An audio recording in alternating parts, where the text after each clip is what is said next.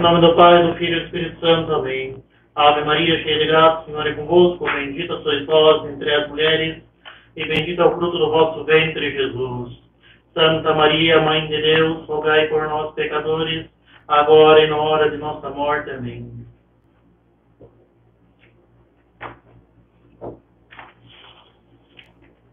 Caríssimos fiéis, ouvimos São Paulo apóstolo dizer: se portanto ressuscitastes com Cristo, buscai as coisas lá de cima, onde Cristo está sentado à direita de Deus. Apessoai-vos as coisas lá de cima e não as da terra, porque estáis mortos, e a vossa vida está escondida com Cristo em Deus. Caríssimos, este é o dia que fez o Senhor. Alegremo-nos e regozijemo-nos nele. E alegremo-nos verdadeiramente, caríssimos, dada a grandeza da salvação que nós celebramos no dia de hoje. Não é possível compreender o que é a salvação que celebramos na Páscoa sem antes entendermos a perdição em que entrou o homem pelo pecado. Não compreendemos a vida sem entender o que é a sua ausência, o que significa a morte. Como bem sabem os senhores, a morte veio ao mundo como castigo. Ela não estava prevista no plano original do Criador, que criou nossos primeiros pais com o dom préternatural da imortalidade, mas a morte entrou na realidade humana de uma forma muito mais trágica. A morte entrou no mundo pelo pecado. E o pecado, por sua vez, tem como consequência não somente a nossa morte corporal, mas a terrível e irremediável morte eterna. De fato, caríssimos, muito pior do que a alma se separar do corpo pela morte é que a nossa alma se separe eternamente e irremediavelmente de Deus. Caríssimos, o Verbo encarnado, nosso Senhor Jesus Cristo, venceu ambas as mortes do homem. Venceu a morte física, unindo novamente o seu corpo e a sua alma, que haviam separados pela morte da cruz, e isso com a sua ressurreição.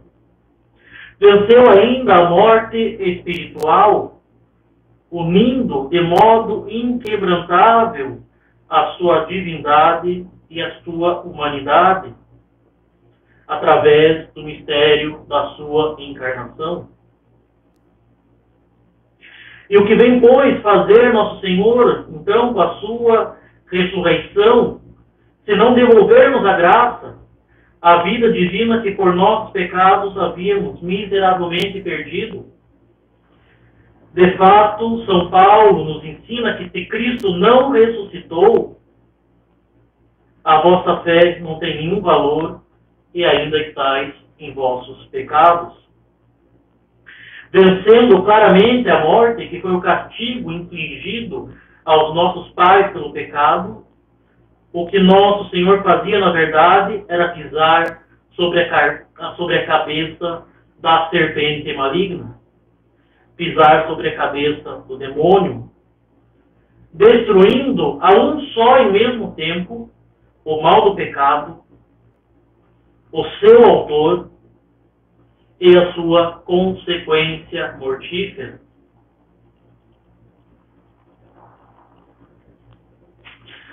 Caríssimos, participar definitivamente dessa vitória da ressurreição só nos será possível no fim dos tempos, quando acontecer a ressurreição da carne e o juízo universal. No entanto, caríssimos, nesse exato momento, já podemos participar da vitória de Cristo sobre a morte, unindo a nossa alma com Deus através da fé e da graça santificante. Mas assim como um remédio só traz a saúde a quem o bebe, O mistério da ressurreição precisa ser aplicado concretamente na vida de cada batizado, pois somente assim pode render frutos. Nosso Senhor morreu e ressuscitou realmente para a nossa salvação, como nós cantaremos em breve no credo, Propter Nostram Salutem, para a nossa salvação. Mas, como ele mesmo diz, quem não crer já está condenado.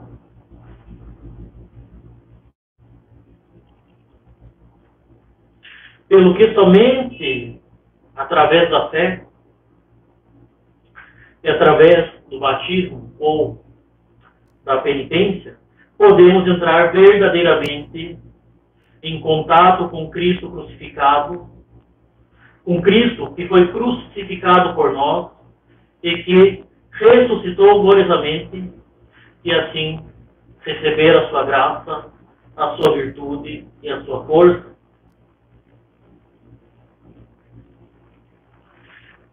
Cristo morreu por nós. Agora nós precisamos morrer para o pecado, para que ressuscitemos com Cristo, nosso Senhor. E por isso precisamos aí de uma outra morte, caríssimos, a morte ao pecado, para que vivamos para a graça.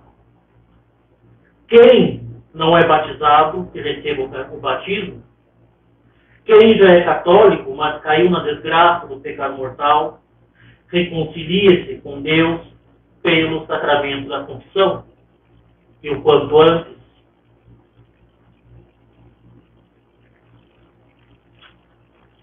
Que se morra para o pecado e que se viva para a graça. Como diz São Paulo, nós que já morremos ao pecado, como poderíamos ainda viver nele? Como podemos aguentar permanecer inimigos de Deus? Como podemos aguentar a vida com o risco constante da morte eterna? Como podemos aguentar viver escravos do demônio?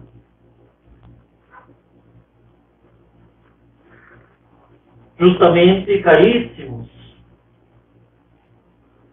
eis aí o sujeito desta morte, estar morto para o pecado. E o que quer dizer estar morto ao pecado? Em nada depois servir ao pecado.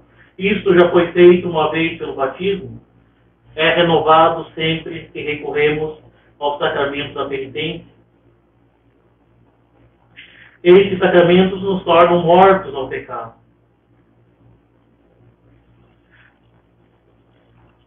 No entanto, não basta permanecer nesse estado de morte para o pecado, é preciso que nós nos determinemos a se manter mortos para o pecado pelos nossos atos, permanecer surdo, imóvel, morto a qualquer coisa que o pecado nos ordene, às más inclinações, aos afetos desordenados.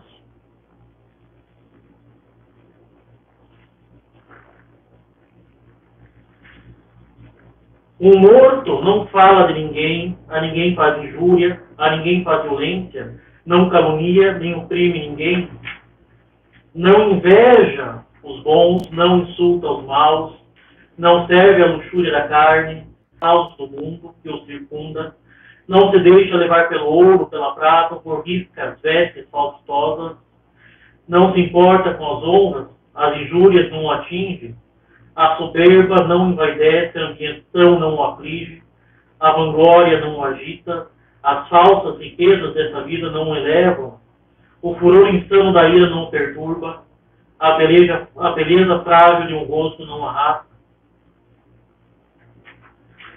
É isso estar morto para o pecado, não estar aprisionado às coisas do século e da carne, significa buscar as coisas do alto, significa buscar aquilo que é eterno. São Paulo diz justamente: ignoram talvez que todos os que fomos batizados em Jesus Cristo fomos batizados com a sua morte. Caríssimos, o batismo, a confissão foram a nossa cruz e também o nosso sepulcro. Prossegue então São Paulo: fomos, pois, sepultados com ele pelo batismo na sua morte. Isso para que cada um de nós morra como ele morreu, embora não do mesmo modo. Ele foi morto e sepultado na sua carne. Nós fomos do mesmo modo no pecado. A morte da carne é de Cristo, a nossa morte é a morte do pecado. Como aquela também, esta é uma verdadeira morte. E se temos morte semelhante para o pecado, ressuscitamos de forma semelhante para a graça, com a vida divina nas nossas almas, que dirige nossos atos a Deus e coloca ao nosso dispor os infinitos méritos que foram conquistados pela morte redentora de nosso Senhor. Ressuscitamos, assim, semelhantes a Cristo. Pelos bons atos realizados em graça, adquirimos virtudes e crescemos na santidade. Imitamos nosso Senhor Jesus Cristo, reproduzindo em nós as perfeições de Deus. E se morrermos bem unidos a Deus, também ressuscitaremos para a glória. Por isso, São Paulo afirma: porque se tornamos uma só coisa com ele, por uma morte semelhante à sua, seremos uma só coisa com ele também, por uma ressurreição semelhante à sua.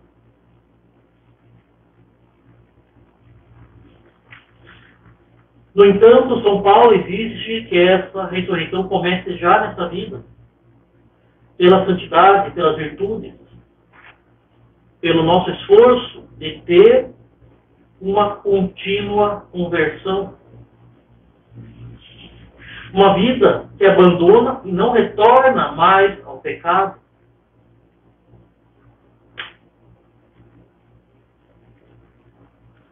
Que assim não se busque mais a morte, como diz Santo Anselmo.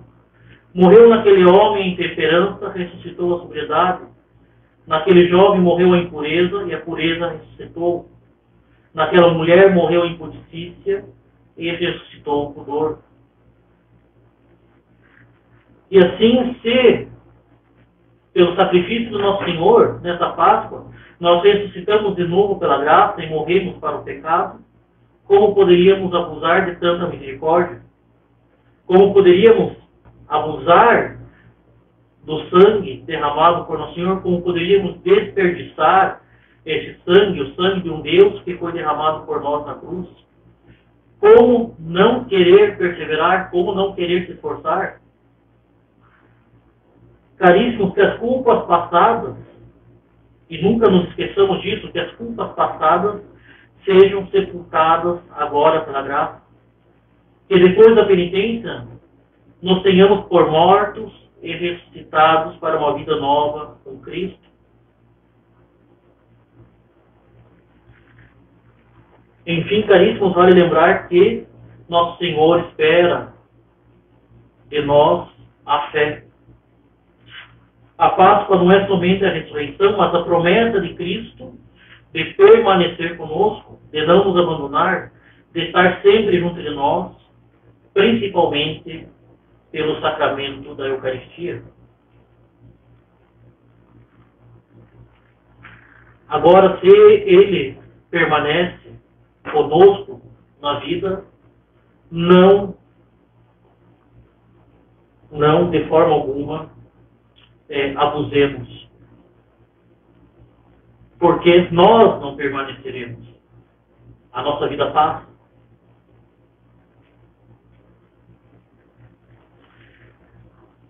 Caríssimos, Não permitamos que essa Páscoa seja uma comemoração qualquer. Sobretudo nas consequências atuais, não permitamos que seja simplesmente um vídeo ao vivo no YouTube. Não permitamos que seja simplesmente uma data, muito menos que não seja uma mera lembrança do passado, que não seja um TBT de 2019 no Instagram ou no Facebook. Justamente, Deus está conosco, Cristo está conosco. Ele está nos sacrários, Ele está em nós, com a sua graça santificante. Ele está nos dando a cada instante as graças para nós fazermos a sua vontade. Mesmo que aparentemente Ele esteja mais distante, essa é uma mera impressão. Ele está conosco. Ele morreu e ressuscitou por nós. Caríssimos, Ele derramou até a última gota do seu sangue por nós. Ele venceu a morte por nós e Ele venceu a morte em nós. Nós não temos motivo algum para desânimo, muito pelo contrário. Devemos hoje exultar e alegrar-nos verdadeiramente em função dessa vitória sobre a morte, sobre o demônio e sobre o pecado. Tenhamos sempre uma firme e grande confiança naquele que é Deus conosco e que morreu para que tenhamos parte na sua glória. Ele que nos amou como ninguém está vivo e está conosco. Eis aí a alegria que devemos ter hoje em nossas almas. Que essa alegria, a mais profunda e verdadeira, nos leve a confessar sempre, pelas nossas palavras e pela nossa vida, sem pusilanimidade, sem fraqueza, sem temores vãos, sem respeitos humanos, Cristo ressuscitou verdadeiramente. Em nome do Pai, do Filho e do Espírito Santo. Amém.